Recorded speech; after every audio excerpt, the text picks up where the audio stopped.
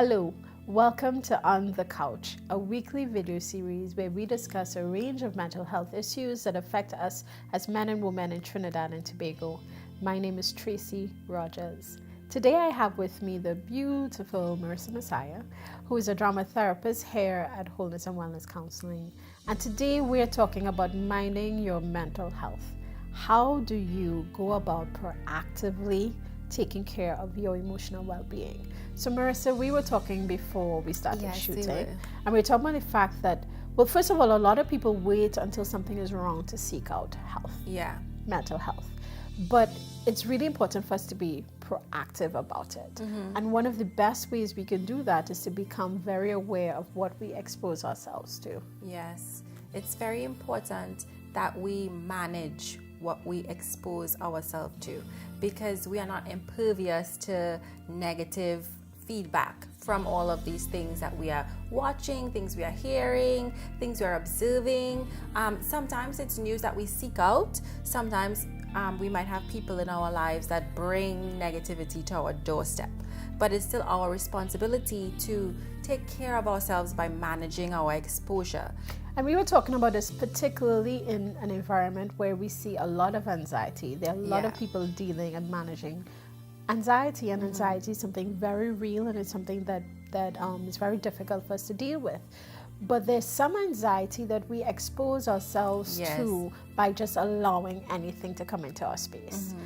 And, you know, we're really good with children. We say, and my mentor, Franklin Dolly, would always say this. We say, you know, we have a child, we say, don't go by this neighbor, don't go to this place. You're not old enough to do that, because we're very conscious about what we want to expose our children to. Yet we expose ourselves to everything. Yeah. And in this current global climate, it's even more important, because it's not just our local news here, but it's worldwide. We are being bombarded with negative news, whether it's natural disasters, whether it's, issues in terms of politics and division and disunity, or sometimes it could be something as small as learning about the prevalence of mental health and so many people suffering in the world. So all of these different things are being played over and over and over every day, and it does have an effect on our overall mental health as well as our anxiety. Yes, and our brain is actually programmed to remember things that are negative more than it's programmed to remember things that are positive. And this is a very functional thing. It's functional because this instrument that we have is designed for us to survive. It's designed for us to stay alive and be alert. So we need to know when to go into fight and flight. So our entire system is programmed to be more aware of negativity, because it sends messages to our brain that I need to protect myself, I need to be safe. So it makes sense that our body is so super sensitive when it comes to negativity. However, it means that we are more prone for negative things to stick in us. It gets under our skin.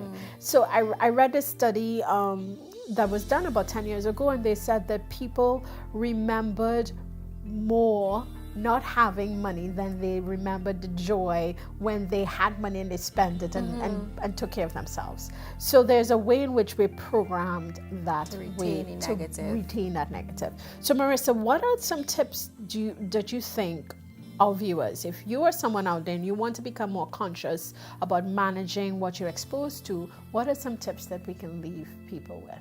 Well, I think one tip that we could give to start off with is to manage how much positive versus negative feedback we are taking in. So we want to be sure that we are seeking out positive things, seeking out positive people, seeking out positive experiences, and managing how much negative we are taking in. So you could say, after 2-3 days, I've been bombarded with a lot of negative things. I'm not going to watch any scary things on Netflix, any thrillers. I'm not going to read any negative news today. I'm not going to call that person who I know is experiencing a hard time, because I am experiencing a really hard time right now and I'm going to be triggered. So you almost need to protect yourself before your body goes into that protective mechanism. You don't want to be so hyper alert that we're constantly in paranoia paranoia and we're constantly in fight or flight, and we're not able to really function in a healthy, happy way. So just being aware of seeking out the positive and managing the negative intake. Don't run away, but manage. And I'm thinking there's so many technology tools that could help us do that. So for instance, I no longer see my Facebook feed because then I get into people's stories and their business and their lives, and so I have this add-on in Google, and I no longer see my feed. So when I open Facebook, it says to me something really nice, some quote, so that I know that I need to protect myself. Do you need to manage when you read emails? Little things like that to manage your anxiety. What's another thing that you think we can do?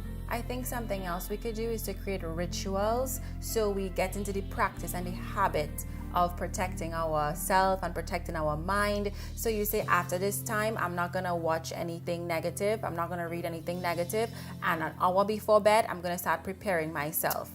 Frame myself for the next day. Take care of myself, bathe, clean my face, put on comfortable pajamas. You wanna get in a quiet space. You just say an hour before bed, because in the night, your mind could be so active and then you have sleep that is not restful. So frame that. In the morning you wake up, don't reach for the phone. Don't reach to go look for everything, because you can't control what negative comes your way. So set your intentions for the day. Take some quiet time, meditate, pray, frame your plans for the day, take a shower, and then you could now engage with these things. Thank you so much, Marissa. So some real important steps for us to take control and be very deliberate about managing what we let into not just our physical space but our mental space. Mental health is also about being preventative, so we also want to protect ourselves from some of these things that we know could bring on anxiety, as well as when we already experience that, seek out the help. There we go. So we are wishing you all the best as you move forward into 2019. Become very conscious about what you are exposing yourself to.